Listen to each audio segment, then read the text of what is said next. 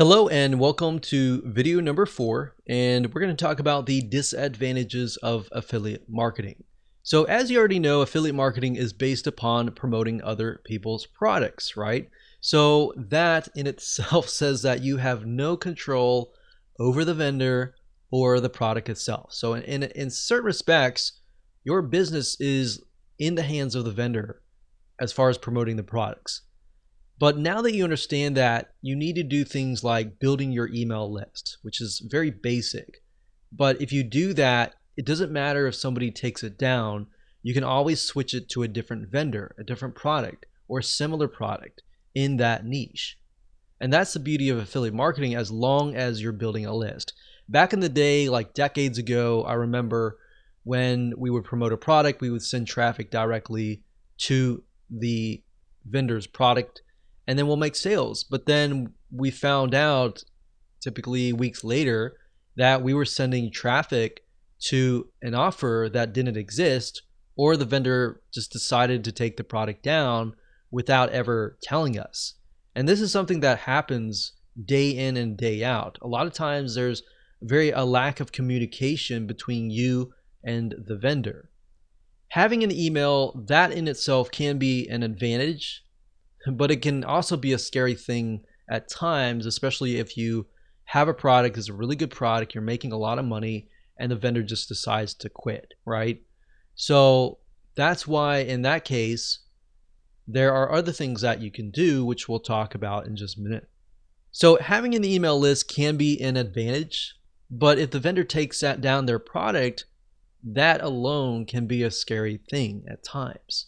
So you're kind of living on the edge. But that's why I said, if that's you and that's your perspective and that's your expectation of what's real and what's not, then it's not going to become a surprise when that happens.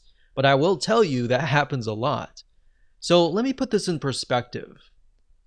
Vendors come and go. That's the nature of how things go. In the last decade of being an affiliate marketer, I've seen hundreds of vendors come and go. And a lot of times vendors, they'll get into these ruts where they'll create totally brand new products. Like for example, one vendor sometimes often will create 10 to 20 different products every single year. And if you think about how many vendors there are, you could find 10 really good vendors. One of those products eventually will become outdated, right? So if that's the expectation that you have, then great. You are now aware, and you're aware of something that not a lot of affiliates are aware of. So that means that affiliate marketing often has a short-term cash flow for each product. So making as much as you can during that short-term period of time is key. But at the same time, that's why I say you got to build your list. If you don't build a list, you're building an affiliate marketing business that will fail. Not if it will fail, it will fail. So in other words, if you've worked really hard to produce a winning campaign, you're either going to need to find a new vendor to replace the old if that ever happens. So you need to make sure that you have a backup plan, or you need to work out a special deal with them, assuming you've made them a lot of sales, and say, hey, I've made a lot of sales for you. I put a lot of time and effort into this. How can we make a deal? Maybe you can make a special deal just for my list. Or maybe they're going out of business and you can just buy the whole business if it's making you a lot of money. So there's a lot of different avenues that you can take. Don't quit. Just think about the possible solution that there potentially is. And if not, you have to get into that mindset of letting go if there is no option. And this is why there is so much hustle involved, and it's more of a short-term strategy than a long-term strategy. So what are lessons that you can learn before you get started? Well, when you promote a product, you want to ask yourself a few things. So ask yourself this.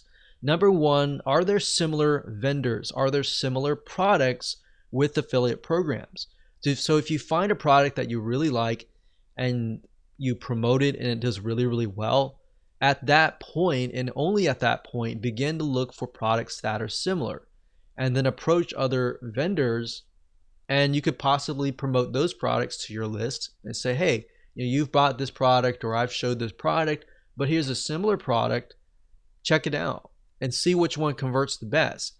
But while you're doing that, you're going to have a backup plan. It's even better if there's 2, 3, 4 different products, different vendors. You can figure out which vendor is really willing to work with you and which vendor is not willing to work with you. Another thing we found over the years is that vendors that are willing to bend over backwards and work with you, oftentimes you're going to be able to make more money doing that. Vendors that weren't really open to working with us a lot of times ended up being very, very small campaigns. Yes, they made a little bit of amount of money, but not a lot. So typically you want to find at least, like I said, 3 or more really good products so that if one vendor takes their product down or they go bankrupt, you always have that backup plan. And that's really why I'm harping on this, because we've been in situations in the past where we promoted one particular product. We've been really excited about how much profit it was pulling in, and bam, vendor takes the product down or they disappear totally and there's no other products. So in that case, you could see it as we lost all the time and effort that we put into it. Or you could see it as a lesson to make sure that you have a backup plan. Now, if this happens to you, you need to ask yourself a second question, which is, if there is none, is this a product that you can hire somebody else to produce and you becoming the vendor? Because if you can do that, you'll actually make a lot of more money. You already got traffic flowing to the product. And then you not only do you get a cut, you get the whole cut because now you're the vendor. So that's more of a long-term strategy that you can take. But the question is, how willing are you to put all the effort into that? Because being a vendor does take a lot of energy and time. But at the end of the day, your long-term business is going to stretch further and your profit margins are going to be a lot higher. So that said, it's often better to have a long-term strategy to have a mixture of both your products and products that you promote as an affiliate. And that way you're not hustling all the time.